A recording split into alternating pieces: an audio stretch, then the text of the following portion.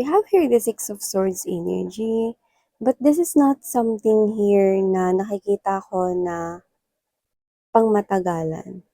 Parang ito ay isang klase ng sitwasyon na parang kailangan muna. So mukhang meron ditong aalis or baka dahil sa work, okay, because I'm seeing a smart casual attire or business attire. So whatever the case may be, I'm seeing someone here leaving his or her family. Okay? But this is something here, no, na malungkot, pero parang pansamantala lang. At saka medyo mabagal, no? Parang ayaw umalis at iwanan yung pamilya. Or ayaw iwanan yung taong minamahal, no? So, doesn't have to be na may anak na kayo nito, pero posibleng meron. Sa iba naman ay posibleng wala pa, pero gusto niya rito magkaroon ng pamilya with you. Yan.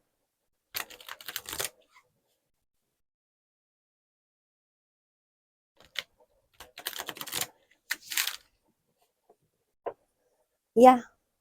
Alang-alang sa inyong future together. The Three of Wands is right here. Okay? At kahit na parang nasa malayo siya, okay, ang kanyang isip, ang kanyang puso, no, ay nananatiling sa'yo. Sa inyo, kung may mga anak man kayo, o sa'yo.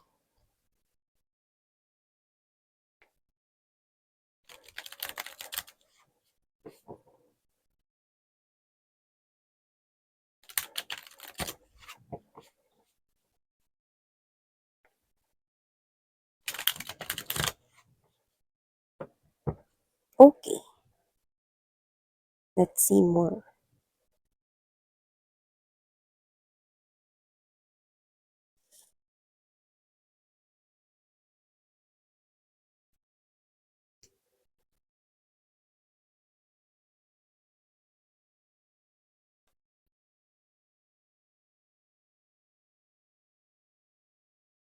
Okay.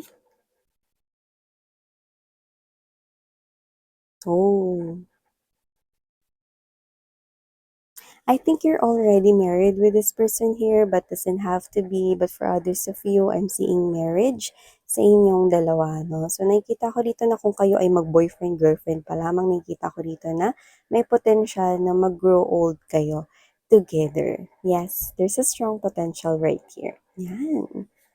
So, very good news na agad yung nakuha natin na yun, diba?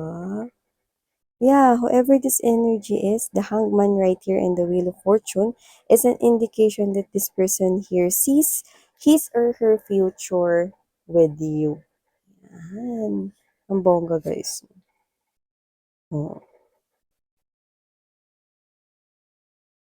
Yeah, that's what I'm talking about.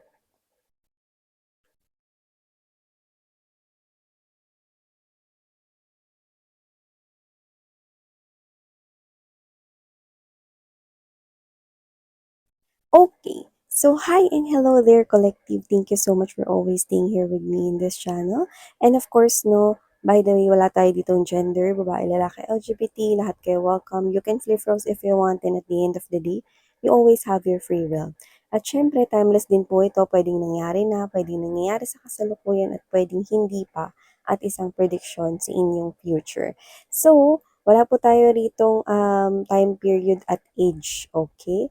So, hi pala sa mga new subscribers at sa mga returning subscribers, thank you. At kung hindi nyo pa knows mga babes na meron pa po tayong other channel, the link is nasa description box. So here, from the looks of it, someone here is living, pero hindi naman makikipaghiwalay, hindi rin naman tatapusin yung connection ninyo, no? Pero maaring aalis siya, no? Na temporary lamang, no? Pansamantala, no? At posibleng malayo yung pupuntahan niya. But with this Six of Coins energy, no? Nakikita ko dito that it's about money, it's about career. So that he or she can give 2, baka napag-uusapan niyo na yung kasal or baka gusto niya na kayong pakasalan, so nag-iipon siya rito 'no, for the future ninyong dalawa at sa pamilya ninyo. At kung kasal na kayo 'no, para sa future ng family ninyo kung ba't siya aalis or para rin sa sarili niya ritong family like sa mom niya 'no, sa siblings niya rito 'no, kasama na rin kayo dun siyempre.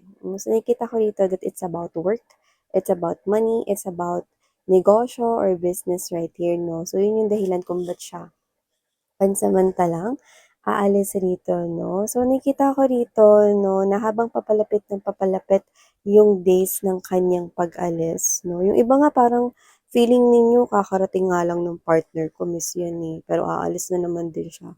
Ilang kembot na lang ng mga araw aalis na rin siya or next week aalis na rin siya, yun 'no.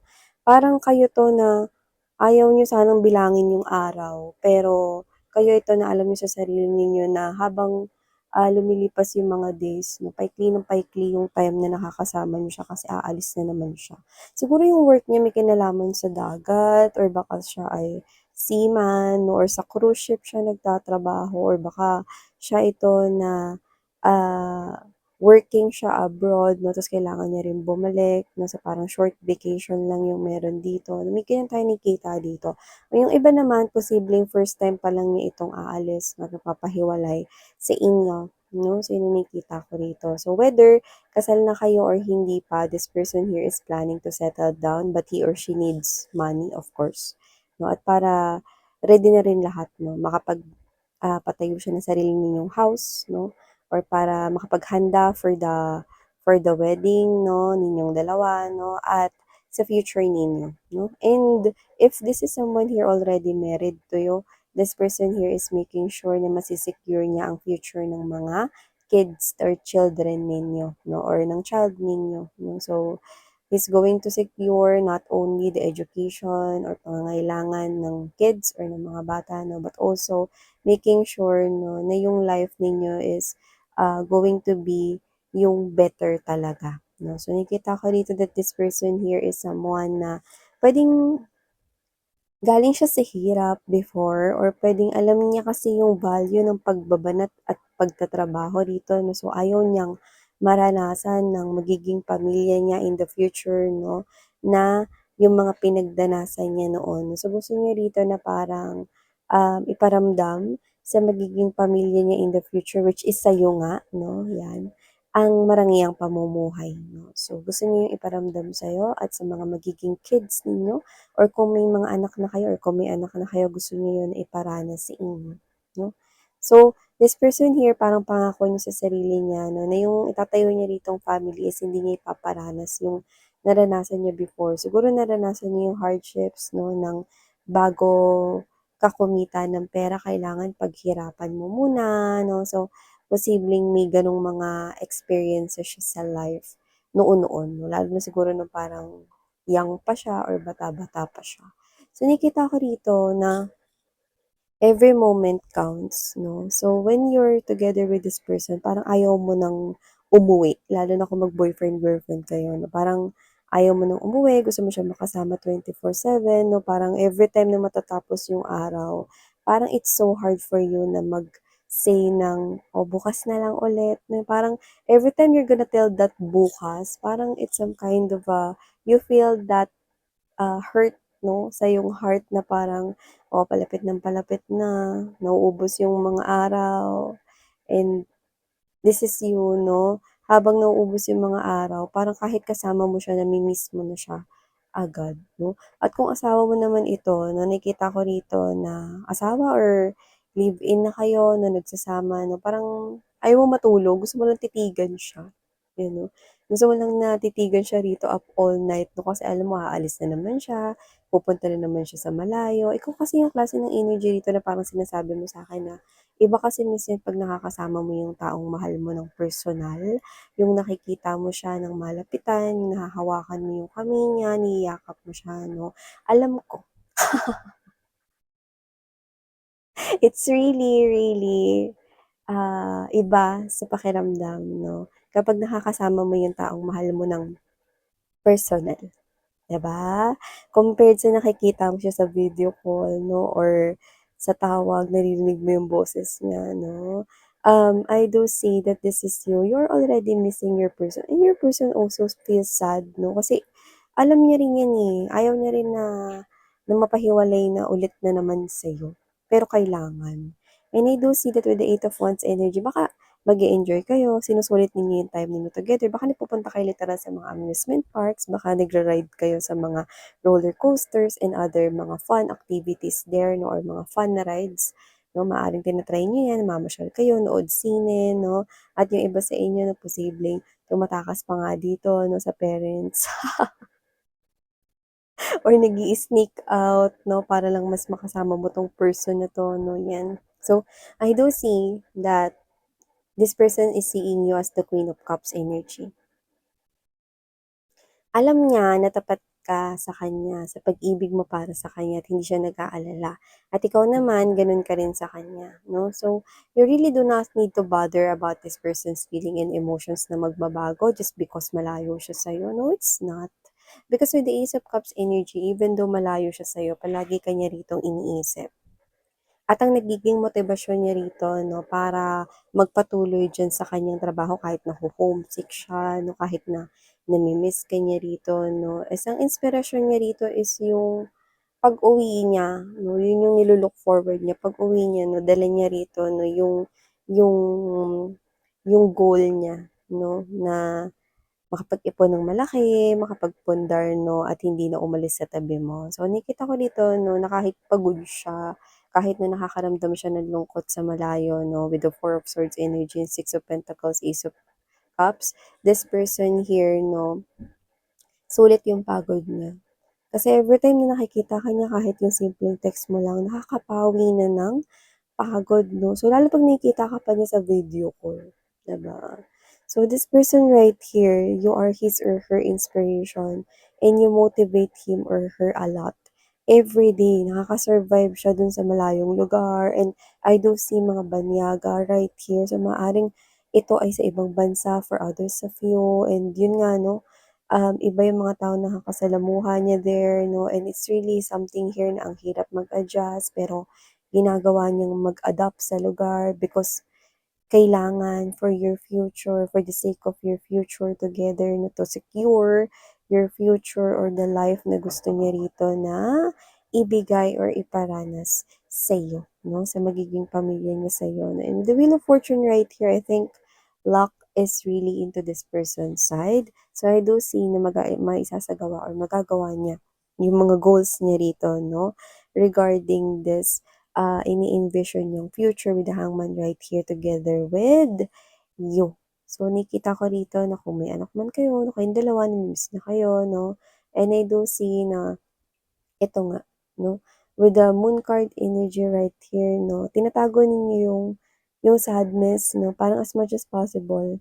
Okay? Sa mga konting days or konting mga linggo na lang kayong magsasama nitong person na to, no? Dahil aalis na naman siya ulit, no? Nakita ko dito na parang may usapan kayo na huwag niyo ipapakita yung lungkot sa harap ng isa't isa. Just enjoy the moment lang natin, no? Kasi parang yun din yung mabitbit ko sa pagpunta ko ulit do'n sa trabaho na yun. Yung iba doesn't have to be na ibang bansa, puwedeng sa malayong lugar lang din or part ng bansa kung nasan kayong dalawa. So, nakita ko rito, no, that this is you with the Page of Wands energy. You just trust your person right here. Wala kang kahit na anong inaalala, no, nagtitiwala ka lang sa mga goals niya rito, no, at mas magfo-focus ka rito, no, na suportahan siya, no, at tulungan siya, no, kung ano man yung ginagawa mo sa work, pagbubutihin mo, no. So, nakita ko dito na hindi ka nagseselos, no, sa mga taong umaaligid sa kanya dahil alam mo, yung heart ng person mo only belongs to you, no. And this is you, you just feel motivated right here because of the love you receive from your person. Even though you are far away from that person, this is you, you're doing everything to support him or her, no, by always making sure that you communicate every day, no, at kapag ka wala kang ginagawa, no, or bago ka kumain or whatever, you always update this person here. You always make time for this person. you work hard din 'no, para mag-ipon 'no, para tulungan siya rito mag-ipon for your future 'no. So, hindi ko nakikita rito na parehas kayong kinakain ng selos kahit malayo kayo sa isa't isa, kahit LDR ito nakikita ko rito yung tiwala sa inyong mga puso. So, with the Temperance energy, Three of Cups, no, ganun pa rin. I-enjoy mo pa rin yung sarili mo. You're gonna go out with your friends. You're gonna work hard, play hard right here, make ipon, no? So, hindi kita nakikita dito nagpapakalugmok sa lungkot kasi ayaw din naman ng person mo na maging ganun ka, no? Kasi, ikaw yung nagiging lakas at inspirasyon niya rito. So, kung makikita ka niyang sad, no, you can say to your person that I miss you so much. Can't wait to see you, okey lang yun 'no. Kasi your person here I think ganun din yung sinasabi niya 'no. Pero yung magmukmok ka 'no, yun yung ayaw niya. So, this person here, I think you're supporting this person here by showing that you are someone na sumusuport sa pamamagitan ng hindi pagmumukmok, tinutuloy mo lang yung trabaho mo, kung ano man yung trabaho mo, or kung ano man yung negosyo mo, nagfo-focus ka lang din diyan, eh, and kapagka lalabas ang barkada, sama ka rin 'no, you always make sure na nakaka-live in the moment ka pa rin kahit na wala sa tabi mo yung person mo 'no, until dumating yung time na muli kayong magkasama ulit. So, with the Lovers card energy, your person here, babalik at uuwi naman talaga siya sa'yo. Kasi ikaw naman talaga yung dahilan kung bakit siya pumunta dun eh. 'Di ba? At kung bakit siya nagtatrabaho ng ganun. So, nakikita ko rito that your person here will definitely come back to you. At babalik siya ng paulit-ulit sa'yo. No? Kahit na short vacation lang yung mangyari, ngayon, sa susunod, no, hanggang sa matapos niya yung kontrata niya diyan or hanggang sa matapos yung goal niya sa pag-iipon dito, no, nakita ko na babalik at babalik, uuwi at uuwi pa rin talaga siya sa'yo. Okay? At nakikita ko na ganun, ka rin sa kanya 'no. Your connection is really strong at hindi ko nakikita rito na nagkakahiwalay kayong dalawa 'no. So, nakikita ko rito 'no, na kahit na hindi kayo nagkikita at nagkakasama araw-araw 'no, you know that you can trust each other's heart, that it will not be stolen by just anyone. You know? Kumbaga parang nakapadlock susi na talaga ang mga puso ninyo para sa isa't isa and no one can ever, okay, enter that heart space, no? Yun ang nakikita ko dito. Taray, no? So ituloy niyo lang yan mga babes no, up until ma-fulfill ng inyong person or ninyong dalawa ang inyong goal dito, no, na na para sa inyong future. Ang ganda ng future na nakikita ko sa inyo because I'm seeing two people right here growing old together and smiling, 'di ba? So, ibig sabihin hanggang sa pagtanda ninyo 'no, alam ninyo na nagawa ninyo yung goal ninyong dalawa for your family, 'di ba? So, ano man yung nangyayari rito, ang ganda 'no. So, walang kahit na ano na na time period, walang kahit na ano, na layo at lawak ng mundo, okay, ano man, saan mang panig dito ng earth, nakikita ko rito that your love will definitely bring you back to each other. So yeah, ito yung mga mensaheng nakuha ko here for you guys. Ang ganda nun, no? Thank you so much. Sarah Ngayon Love and Light. Ayan.